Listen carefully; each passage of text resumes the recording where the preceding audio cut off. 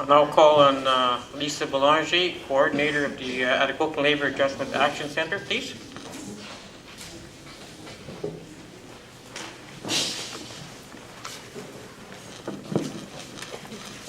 Thanks, Ken. And I as well would like to thank everybody for taking the time and effort to come through today. It's appreciated. The Atikokan Action Centre opened its doors in early 2008. We have dealt with approximately 350 people that were impacted by the layoffs in our community. We've been able to see the struggles that people have had. We've watched them go through the stages of grief, losing their jobs, having to adjust, the fear of having to look at the changes, people going back to school, leaving the community. There's been a lot of changes and challenges for the individuals and the families, like people have discussed earlier. We're proud of some of the accomplishments of the Action Centre in being able to identify some of the needs of these people and help them with training and with searching for jobs.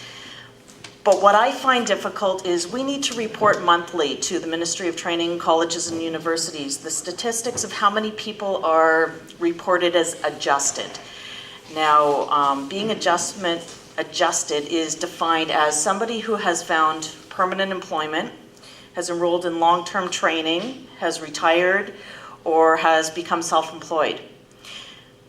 Our numbers look good. We do have a number of people that, according to these stats, are adjusted. But from what we see, it doesn't mean that they don't have challenges they're still facing.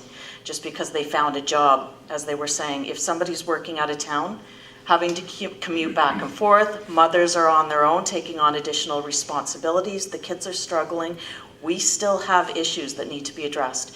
And that's part of what we're trying to do at the Action Centre. One of the things I wanted to tell some of the local people about today is our Action Centre is changing focus. Over the last year and a half, we've worked primarily with the individuals, and we did what was called an initial needs assessment with the laid off workers to identify what were their needs at the time. Were they interested in retraining, going back to school? Did they need to find a job right away? And as a result of the information we gathered, we were able to bring in some training programs and workshops for the people.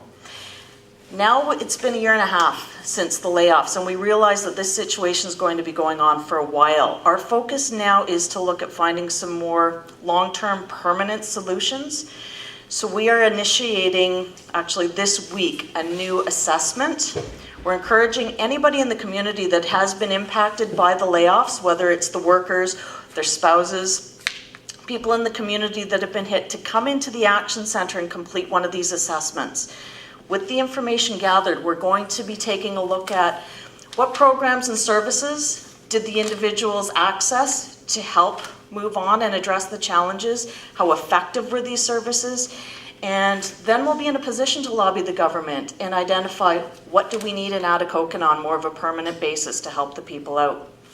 And I'm really pleased to announce that as an incentive to come in and complete the assessments, Canoe Canada is offering a fly-in trip for two to one of their outposts. So if you come in and complete the assessment before July 15th, your name goes in for the draw. So far that's been catching a lot of attention. But we can really make use of the information that's gathered, so we encourage you to come in and participate. Thank you.